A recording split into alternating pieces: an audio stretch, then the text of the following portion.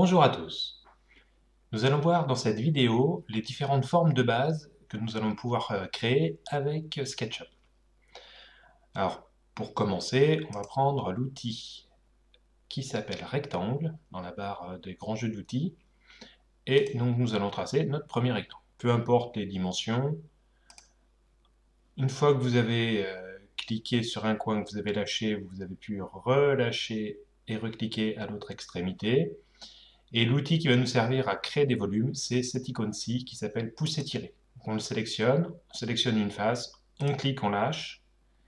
Donc d'un point de vue général, sur tous les outils, vous cliquez, vous lâchez. Donc après, quand vous vous déplacez, vous voyez jusqu'où vous voulez vous déplacer. En bas à droite, vous avez la distance de là où vous étiez. Donc là, peu importe, hein, c'est juste pour vous montrer. Voilà notre premier volume. Donc un rectangle qu'on a étiré vers le haut, et donc ça nous a donné cette forme-là.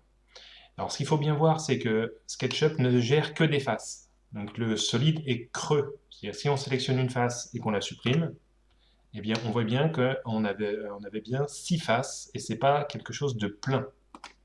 Donc, je remets CTRL Z comme avant, et on va passer à la forme suivante. Alors la forme suivante, je vais vous montrer le polygone. Le polygone, c'est cet outil ici dans la barre. Vous voyez en bas à droite, côté 6. Donc par défaut, il y a 6 côtés. Donc pareil, je clique, je lâche, et là je peux choisir non seulement l'orientation, mais aussi le rayon inscrit. C'est le trait noir qui apparaît. Donc si je reclique, là je fige des choses et j'ai ma surface. Donc de la même manière, si je veux le mettre en volume, je clique, donc je prends l'outil pousser-tirer, je clique sur la surface, je lâche, et là je peux créer un nouveau volume. Si je voulais plus de côtés, donc je reclique sur l'outil polygone, donc là c'est marqué 6, et vous pouvez faire CTRL plus ou CTRL moins avec votre clavier. Donc voilà, il me dit, donc je voulais faire moins que 3, mais forcément c'est au minimum 3 côtés, et on voit que le maximum du coup est 999. Alors par exemple, voilà, si vous voulez 10 c'est très bien, mais si, donc on le verra tout à l'heure, donc par exemple je vais mettre 10, et voilà, donc là pareil, on peut faire donc une colonne avec 10 côtés. Je me décale un petit peu pour la suite. Et donc du coup, on va passer au cercle, qui est à gauche de l'outil polygone. Et là, on s'aperçoit que de la même manière que polygone, on voit qu'il y a 24 côtés. En fait, dans SketchUp, si j'étire assez, vous voyez, vous commencez à entrevoir que le cercle n'est pas un cercle, mais est un polygone de 24 côtés.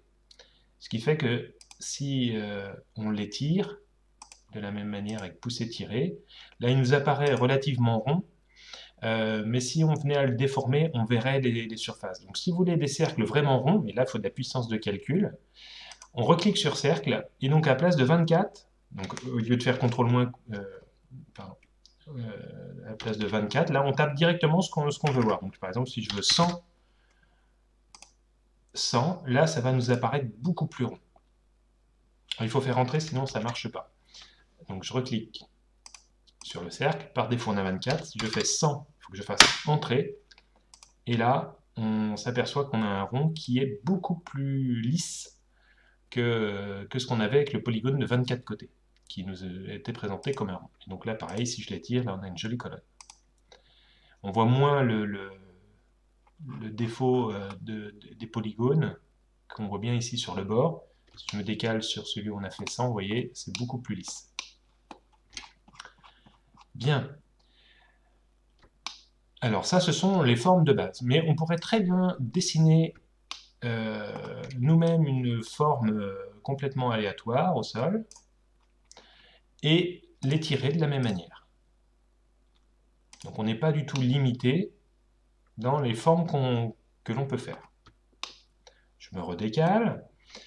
Je vais vous montrer comment faire un cône. Alors pour faire un cône, on fait comme un cercle. Donc là je vais mettre juste 50 en nombre de côtés. Je fais une colonne. Donc je fais pousser-tirer sur ma colonne. Et là, en fait, un cône, c'est comme si on avait deux disques, mais pas de la même taille. Donc pour rétrécir le cercle du dessus, on va utiliser l'outil qui est ici, qui s'appelle... non, c'est lequel que je veux, c'est celui-ci, qui s'appelle échelle. On va cliquer sur la face, et là vous avez des poignées qui apparaissent. Alors si on se met vue de un peu plus comme ça, vous allez mieux voir. Donc là vous voyez l'axe sur lequel on va agir. Donc là c'est sur l'axe qui est défini par les deux poignées rouges. Donc la rouge c'est celle qu'on prend et la orange c'est celle vers laquelle on va.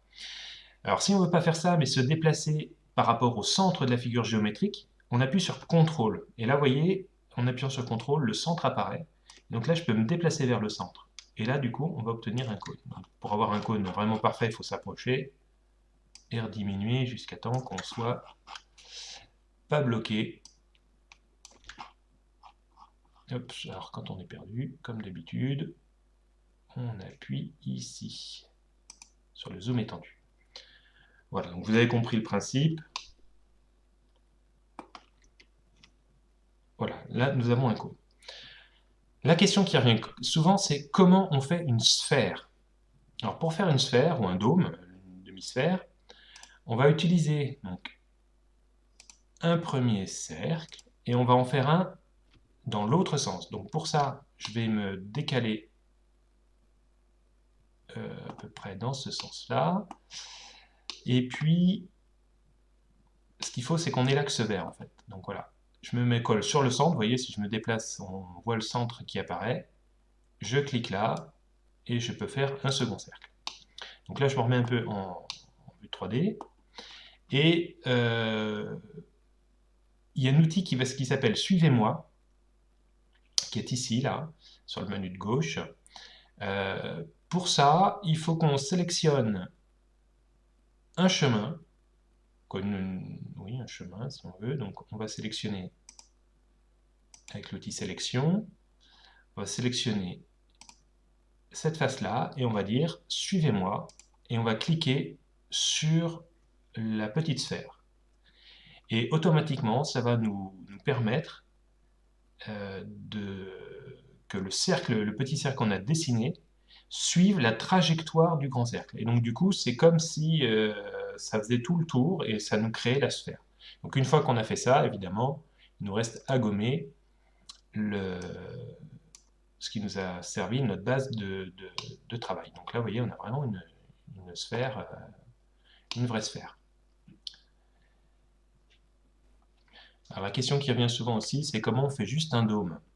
Donc pour faire un dôme, on va partir de la même chose. On prend une base, on se remet en 3D, on fait un cercle dans l'autre sens. On va zoomer un petit peu dessus. Et là, il suffit de tracer un cercle qui va de cette intersection-là à l'autre côté. Et donc du coup, on a deux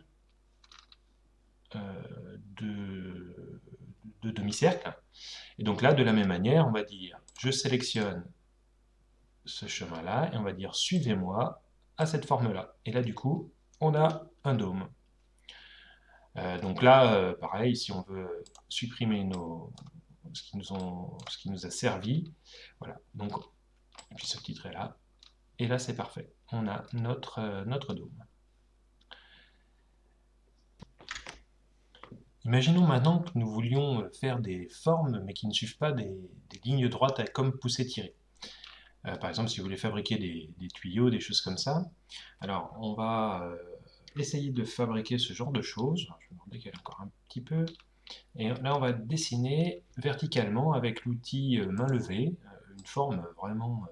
imaginons qu'on va faire un tuyau qui fasse cette forme-là. Donc là, je suis un peu en 3D, ouais. Je vais dessiner un cercle à la base. On va dire que c'est notre tuyau. Et là, de la même manière, on va dire le trait qu'on vient de dessiner là, c'est notre chemin. On le sélectionne, il devient bleu. Et avec Suivez-moi, on va cliquer sur la surface du cercle. Et là, automatiquement, le cercle va suivre notre chemin. Et voilà, on a une forme très biscornue qui peut ressembler à un tuyau doublement coudé. Donc là, c'est plein, hein. Si vous vouliez faire vraiment un tuyau vide, ben, il suffirait de faire comme une cloison et puis d'étirer ça comme ça. Alors, imaginons maintenant que vous vouliez suivre un chemin, mais pas jusqu'au bout. C'est-à-dire vous avez des bouts de chemin, et bien là c'est pareil, hein. On va se refaire un autre chemin, imaginons un peu du même style. On va faire comme ça.